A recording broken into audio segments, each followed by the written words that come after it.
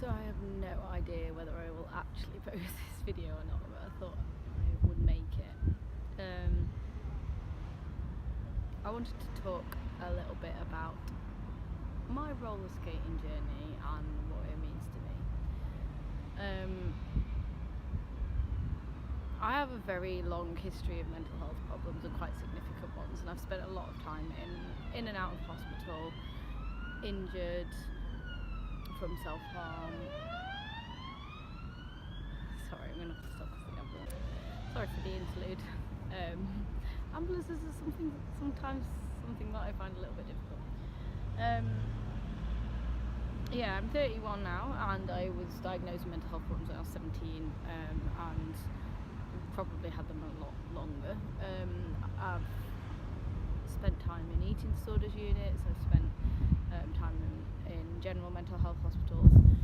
I've been sectioned. I've made such significant harm to my body that I've been on crutches. I've been in resus.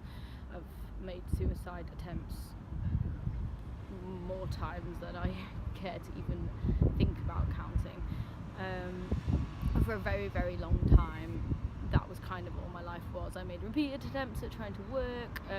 Uni, I did get through, but it took a couple of attempts, and I've never managed to hold down a job in my adult life for more than 6 months, because I always get ill. One of my problems is that I work too much, and I burn myself out.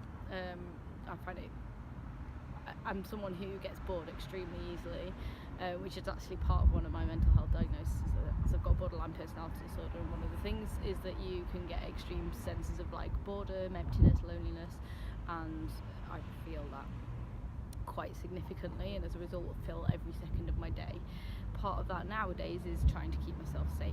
Like, the more full my day is, the more I don't have to think about what is going on in my mind, and the less I have to fight against urges to self-harm. So anyway, enough of that ramble.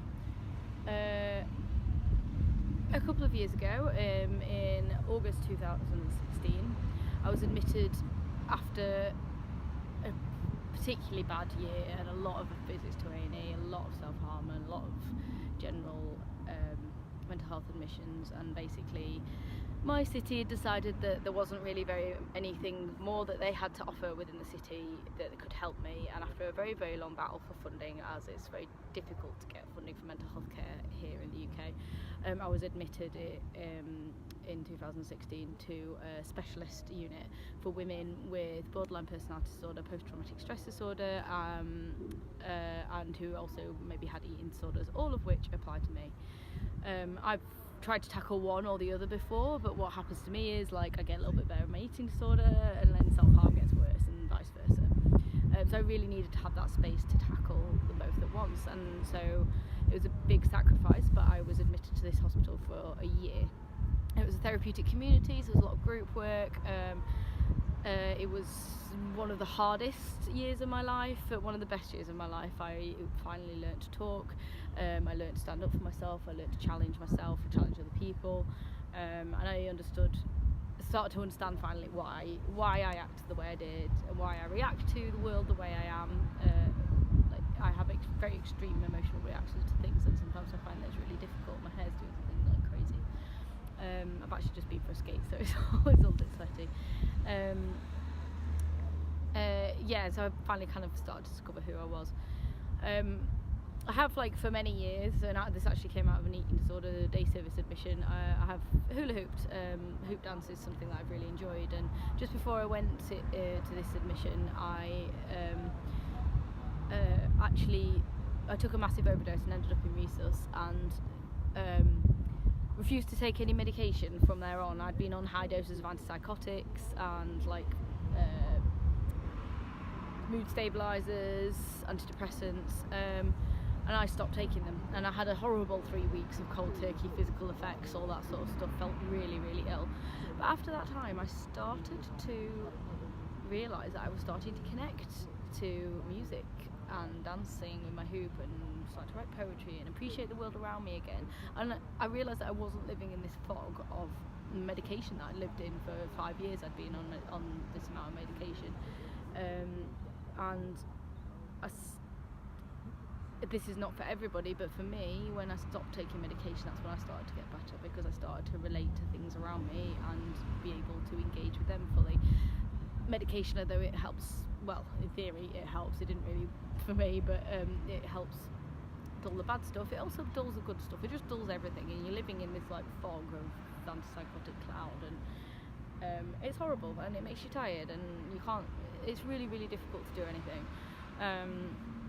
And so I went to this unit not taking any medication, so a lot more sort of like energetic and able to engage with things, although I was feeling the kind of bad stuff badly as well.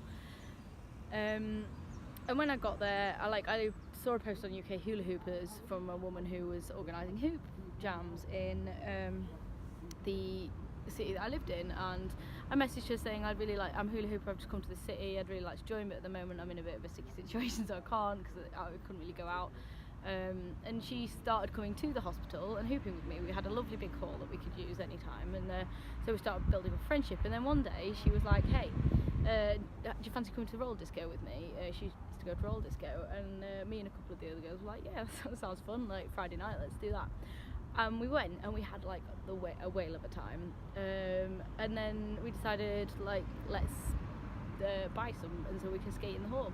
And so we started skating in the hall, and the unit went through a really, really tough time, and everything was very like heated, very intense. And we actually would go up in the evening after groups had happened, when everything was really stressful, and just skate and skate it out all the frustration, learn new things, like put the music on really loudly, have a laugh. And it was really, like, for me, it really started to save things, alongside like rediscovering. I started doing acro as well in hospital with another girl from another unit. So when I left the hospital, not only had I worked through stuff in therapy, I had these hobbies, which gave me something to do other than self-harm when I got back. And my self-harm is so significant that I can't skate if I've self-harmed, because I'm usually on crutches.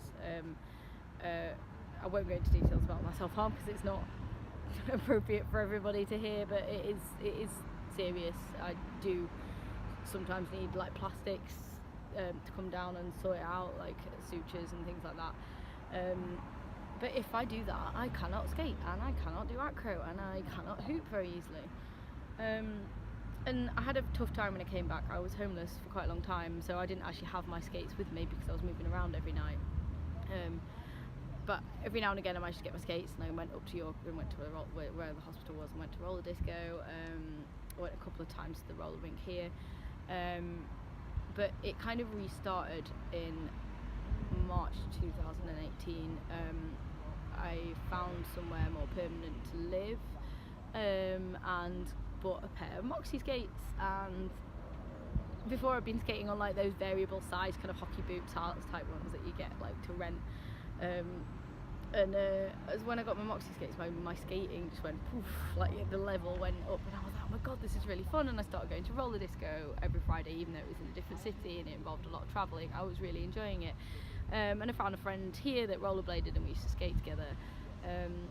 And I used to go like I get up really early, and I used to go really, really early in the morning to skate out in the park and stuff. And one day I went to this skate park that had like a flat bit. I was using the flat bit, so I hadn't even considered the idea of going on ramps, and I was like, oh, I wonder what happens if I just like sneak up this bank. And I'd had a go, and I was like, oh, this is cool.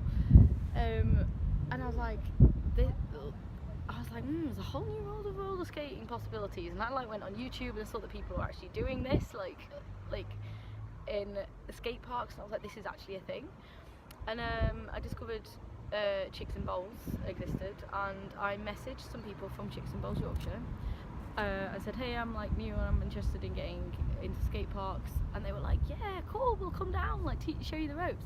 So I went for my first time in the skate park, and first time in the skate park I learned how to drop in, and I learned how to stall, and I was like, this is so exciting, and it just went from there. Like, I found that the people from Chicks in Bowls were just so encouraging, so like wanted to get you involved, really happy when people made progress, like happy to travel, it was just, I just loved meeting new people and getting involved and learning new stuff. And skating in skate parks allows me to get rid of that like frustration and physical stuff that might end up being self-harm. It means that I can't self-harm because I have to skate to make myself well. It's like, that's my medication. There's another ambulance going past. One sec. I have to skate, it's my medication. Like, literally, if I don't take my skating medication, I get ill. And I do, and it's been proven. I get ill. When I broke my skates in November, I fell off a ramp and broke my skates. I got ill. I started self-harming again for the first time since I started park skating, and I self-harmed a lot, ended up on crutches, ended up very, very angry because I had no way of getting rid of that. I didn't know how I was going to get back on skates, so I couldn't afford some new ones. And you know what happened? The people from Chicks in Bowls Yorkshire and my friends clubbed together behind my back and bought me a new pair of skates, my Moxie Lollies, and I was astounded. Like, how does this thing happen to real people, especially me? Like, I'm still speechless about it now, and this is like March the year after. And now every time I put those skates on my feet, it's all those people who are rooting for me. They're rooting for my skate journey, and they're rooting for my just journey in life. And it makes me feel a little bit tearful when I talk about it. It's actually making me tearful. Deal with yourself, Ellie. Like, I just love the skate world and the skate community, and it's given me this like world outside of mental health that's like just fantastic, and it gives me so much, and I'm learning so much. I started 8 months ago in skate parks, and the stuff I can do now I didn't even know existed.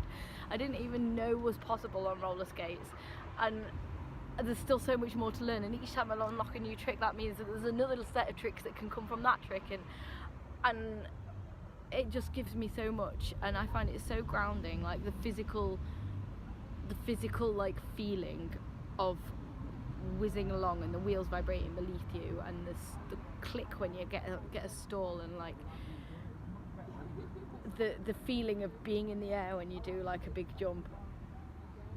It's freedom, and I know loads of skaters like relate to that totally. It's freedom. It's like nothing else matters. It's just you and your pair of skates, and then you get to the end of your run, and there's a load of people there like, yeah, that was epic, that was so cool. And I just love it. I just love it. And it's, since I started like roller skating in general, brilliant, love it. Like, still go to roller disco, it's amazing. But since I started park skating eight months ago, I have self-harmed on one sort of, like, it was a couple of days all in one go on one occasion, and that was incidentally the day after my skates broke, and it was a difficult time of year for me, but it was the day after my skates broke. One time before I went to hospital in York, I was in A&E over 200 times for self-harm in less than a year, and that's not including the times when I was in hospital. That's phenomenal. That's absolutely phenomenal. Like, what other medication gives that sort of result? Like, a medication is never going to give that result. It has just transformed my life. It's transformed the way I think about life. One of the really big things I've learned from roller skating is it's okay to fall. And before I went to skate parks, I wasn't really okay with falling. Like, I used to be really embarrassed, and then like everything would go wrong. It happens every bloody day in skate parks. Like, it's part of skate park skating. You have to be okay with falling, and I have become okay with falling, and I just learned I need to get back up again. And that happens in my life. I've fallen so many times. I fall every day. Stuff happens every day, and I fall and I get back up again. And sometimes I need a hand. Sometimes some people need to give me a hand, and that's okay. I've learned if you keep persevering at something, it eventually just clicks, and you've got it. And sometimes learning something new can make a move that you were previously finding hard, that you might have to do in order to do that new move you're learning, makes that easier because you're doing it without thinking about it. I'm most of the time not thinking about actively not self-harming. I'm just not self-harming because I'm going to the skate park and I'm meeting up with people and I feel valued and I've got friends and like I mean I've always had friends. I'm quite a sociable person, but I've the friends that encourage me to do positive stuff, because I have got a little bit caught in the mental health world, and I've got some very, very valuable friends from there. But also there's people around that will try to drag you down, and skating kind of does the opposite. And I just want to spread the skate love. Like I really, really want to spread the skate love. And I know I sound like I'm like just, I don't know, waxing lyrical, but I don't think I would be where I am now, and I am going through a very difficult time personally. There's a lot of other complications around. I still have very significant mental health problems, and they impede my functioning in daily life. But I have skating to keep me going, and it's an outlet, and it's something that I am always improving at. And